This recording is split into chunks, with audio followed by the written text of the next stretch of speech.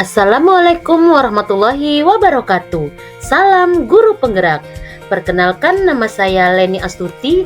Saya calon guru penggerak angkatan 11 berasal dari TK Karya Bundo, Kabupaten Sijunjung, Sumatera Barat. Pada video ini, saya akan memaparkan koneksi antara materi mengenai kesimpulan dan refleksi dari pemikiran Ki Hajar Dewantara. Saya akan merefleksikan diri saya melalui 3 pertanyaan refleksi berikut. Yang pertama, apa yang saya percaya tentang murid dan pembelajaran di kelas sebelum saya mempelajari modul 1.1?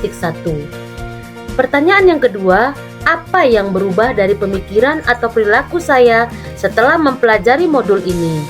Dan yang terakhir, apa yang dapat segera saya terapkan lebih baik agar kelas saya mencerminkan pemikiran Ki Hajar Dewantara?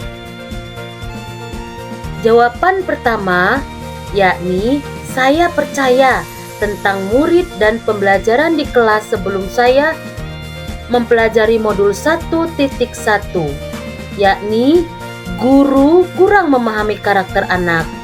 Kedua, fokus utama guru hanya sebatas anak-anak memahami materi saja, dan kemudian suasana kelas yang tertib dan tenang, sementara mereka tidak diberikan kesempatan untuk memilih apa yang mereka inginkan.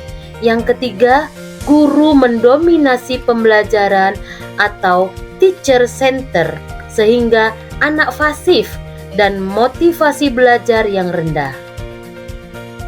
Berikut merupakan ilustrasi kegiatan pembelajaran sebelum mempelajari modul 1.1.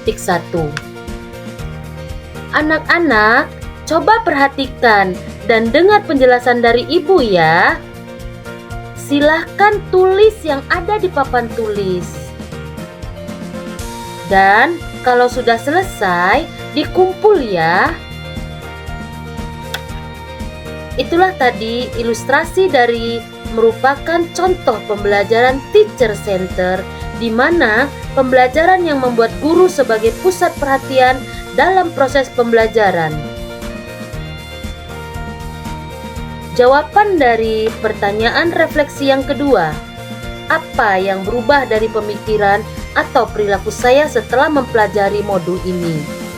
Setelah mempelajari modul 1.1, sehingga saya dapat merubah pola pikir saya, di mana guru bukanlah merupakan satu-satunya sumber belajar.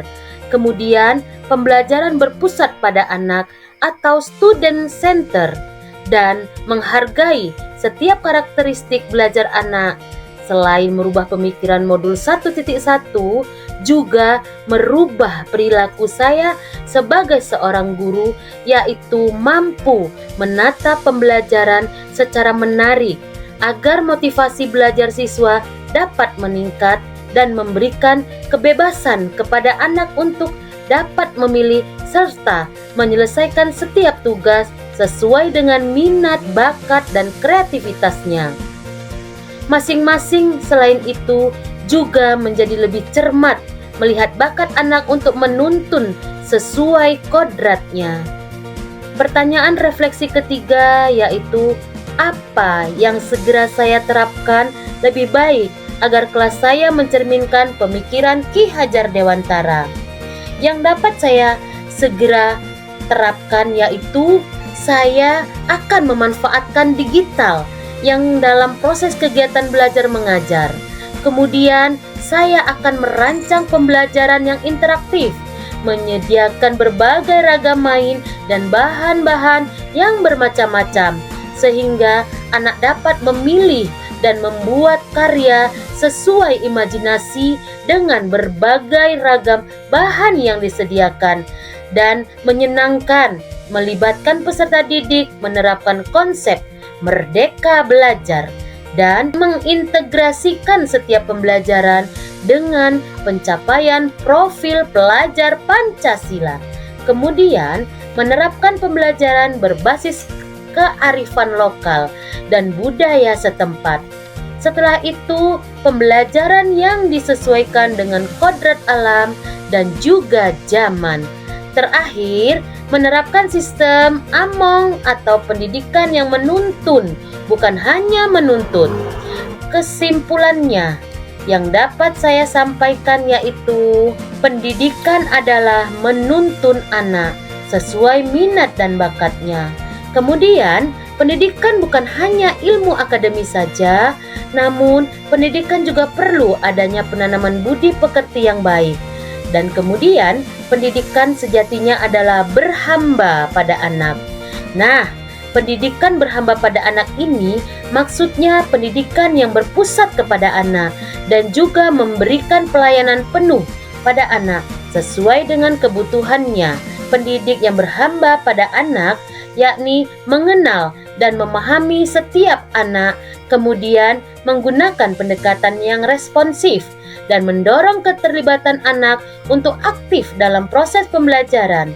Itu juga memberikan umpan balik yang membangun untuk anak sehingga anak lebih termotivasi untuk belajar dan juga memfasilitasi pengembangan keterampilan hidup anak di dalam proses pembelajaran. Demikianlah pemaparan saya mengenai kesimpulan refleksi dari pemikiran Ki Hajar Dewantara. Semoga bermanfaat. Sekian dan terima kasih.